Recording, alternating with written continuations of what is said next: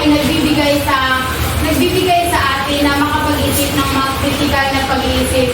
Ang teoryang ito ay nagbibigay diin na sa tungkol sa pagpapaunlad ng pag-iba-iba ng yugto sa pagpapaunlad ng kognitibo. So as a future educator, how will you apply its theory in inclusive classroom? So, differentiated instruction is key. Teachers should adapt their teaching method to meet the needs of students according to network level. So, provide hands-on activities like dito ilalapat ko ang teorya sa paraan sa inclusive education ay halimbawa nito sa sensory motor na kapanganakan hanggang 2 na kung saan ito ay tungkol sa mga sanggol o mga bata. So, magbibigay ako ng mga hands-on activities like bibigyan sila ng pagkakataon like sa mga laro kung saan halimbawa nito ay ang mga larong play-doh o mga laro na angkop sa kanila. Tapos sa concrete operational naman na kung saan ito ay tungkol sa paglalaro ng mamalikhain. Halimbawa, ang bibigyan ko sila ng mga kwento, hindi kaya yung mga kwento o mga dramatikong aktibidad na kung saan ang mapapakita nila ang kanilang mga kritikal na pag-isip. Tapos formal operational na kung saan ito ay tungkol sa mga pagdedebate, bigyan ko sila ng mga pagdedebate o pa na magagamit nila ang mga abstract learning. Tapos, second is Albert Bandura Social Learning Theory. Learning occurs through observation, imitation, and modeling. So, Albert Bandura Social Learning Theory, ito ay mahalaga sa konsepto ng edukasyon sapagat ito ay nagpapaliwanag kung paano natuto ang isang tao sa pamamagitan ng pakikipag-ugnayan sa kapaligiran o di kaya sa ibang tao. Ang teoryang ito ay nagbibigay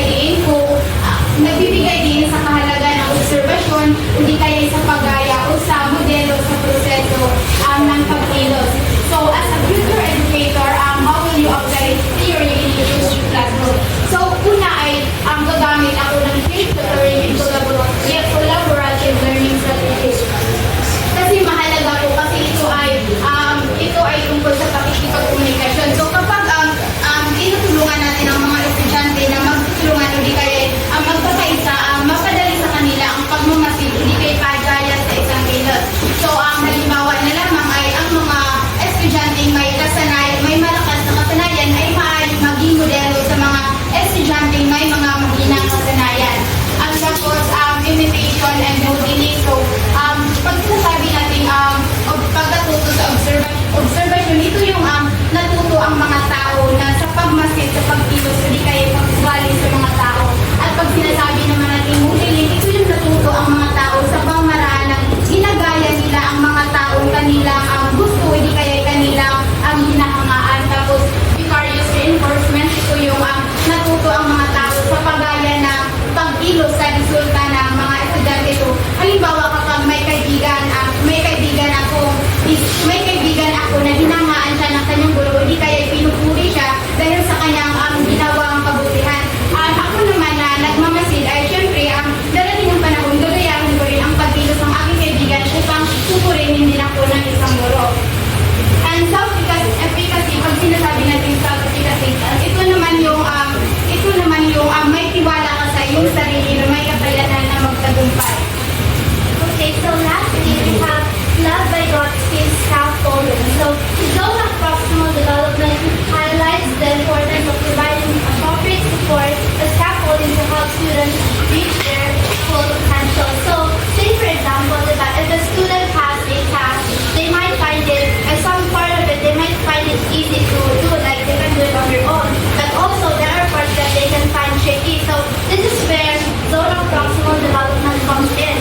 So, the zone of proximal development is like the gap between what a student can do on their own and what they can do with a little help from someone who knows better than them. It can either be a parent, a teacher, a parent, or in this context, a teacher. So, how can we use this theory in the inclusive classroom? So, in the classroom, teachers can use scaffolding to help students within their zone of proximal development in a way in providing extra support like providing clear instructions